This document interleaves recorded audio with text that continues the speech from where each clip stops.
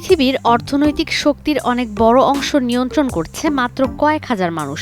অন্যদিকে কোটি কোটি মানুষ শুধু জীবন ধারণ করতেই প্রতিনিয়ত যুদ্ধ করে যাচ্ছে।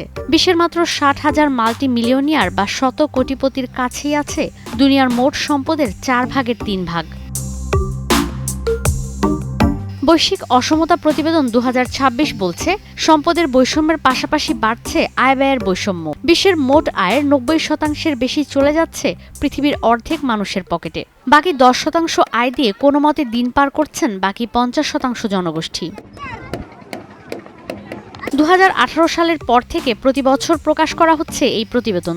২০২৫-এর প্রতিবেদন অনুযায়ী বিশ্বের মোট সম্পদের ৭৫ ভাগ দখলে নিয়েছে ১০% কোটিপতি, ৪০% মধ্যবিত্তর হাতে রয়েছে ২৩%, বাকি ৫০%-এর কাছে রয়েছে মাত্র ২%। ১৯৯০ সালের পর থেকে প্রতি বছর ৮% করে বাড়ছে কোটিপতিদের সম্পদ।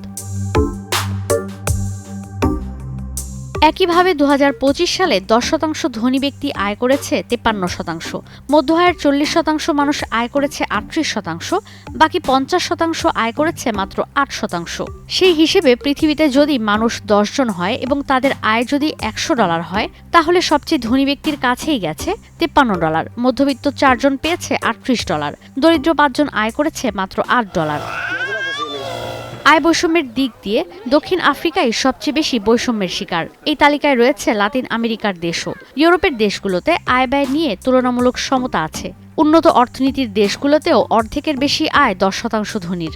এশিয়াতে বাংলাদেশ আর চীনে আয় ব্যয়ের সমতা তুলনামূলক বেশি।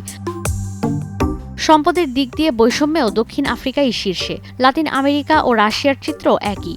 সম্পদ বন্টনে তুলনামূলক ভালো অবস্থানে ইউরোপ, কিন্তু যুক্তরাষ্ট্র, জাপানে সম্পদের এই বৈষম্য প্রকট। বাংলাদেশ, চীন, ভারতের মতো উন্নয়নশীল অর্থনীতির দেশে এই বৈষম্য বিদ্যমান। বাংলাদেশের ১০% মানুষের হাতেই ৫৮% সম্পদ।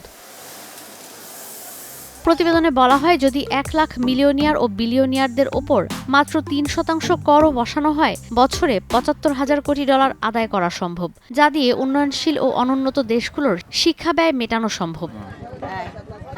ঈশিতা ব্রহ্ম, স্টার নিউজ।